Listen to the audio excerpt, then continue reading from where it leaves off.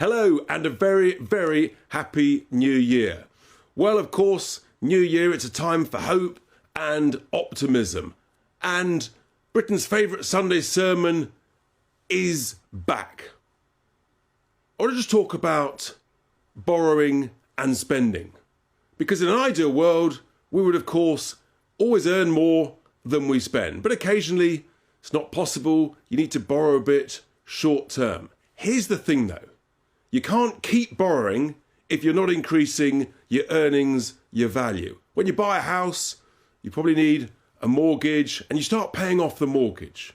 And you might want to do a refurb, so you've got to borrow a bit more. Hopefully the value of the house goes up in value way more than how much more you borrow for the refurbishment.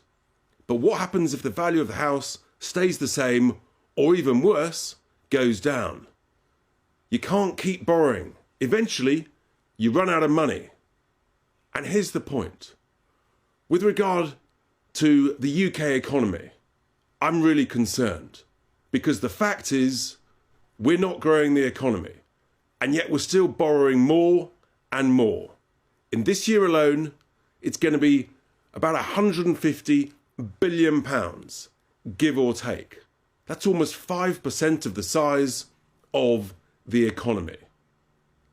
If we're not growing and we keep borrowing, eventually we will run out of money. That's the thing. I can't see any growth in 2024. Worse, we could go into a recession. We can get away with it for a year or two. But if the markets think that there's no growth, then very quickly we're in trouble. Very quickly we could genuinely run out of money. So some hard choices are needed. We've got to cut out the wasteful, unnecessary government spending so that we can cut taxes, cut daft regulations and go for growth. Everybody wants growth, but you've got to make the choices to make that happen. You can't just keep spending willy-nilly with daft stuff, unnecessary stuff. Hard choices are needed. I was told this week it can't be done. Let me tell you, it can. Households are doing it. Small businesses, medium businesses, big businesses are making hard choices, cutting out the waste, cutting out the unnecessary spending. Look, we'd all like to have as much money as possible to spend on lots of things just to keep on shopping. It doesn't happen like that in the real world. So you may want to paint zebra crossings in rainbow-coloured flags for a month. You may want to paint the front of trains in rainbow flags for a month. But do you really need to? Is it essential? Of course it's not. The truth is, it's a small example. Let me give you another small example. I know a number of people in the public sector, they keep saying to me, I was told I had to take sick leave in order to embarrass other people in the public sector. When you mushroom that, when you expand that across the whole of the public sector, that sense of entitlement to sick leave, guess what? Your productivity goes down. Sorry, folks, hard choices. If we keep spending more than we're earning as an economy in the public sector, we're going to run out of money. Some serious, difficult, hard choices are going to be required. In every single council, every quango, every commission, every public department, difficult choices are going to have to be made. In the health service, for example, I keep hearing it, where people say there's managers everywhere with clipboards, it's so unproductive, it's so bureaucratic, it's so slow. I'm told it can't be done any better and there's not that many managers. Here's a simple example.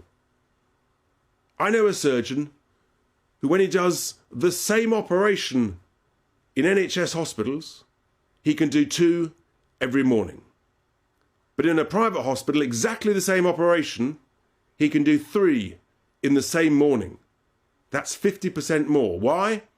Simply, it's better organised. It's better managed. That's how you get productivity. That's how you perform. That's how you create growth. That's the benefit of competitive tension. People who idly, complacently, arrogantly think that you can't cut waste from the public sector in the same way that we're all cutting waste in businesses and in our homes, I'm sorry, you're wrong. We can and we must. Because if we don't do this, we're not going to be able to afford to cut taxes, we're not going to create any growth, and at some point in the not too distant future, the markets are going to make it very clear to us. Sorry folks, we're not going to lend you any more cash. You're out of money. You're out of time. Other people won't tell it as it is, but I'm telling you, on this Sunday sermon, and I know it's not the huge optimistic message you might want at the beginning of a new year, but it's the reality, it's the harsh truth. We've got to cut out the waste. We've got to create some growth, conditions for growth. If we don't, we're going to run out of money sooner rather than later. And with that, here endeth my Sunday sermon.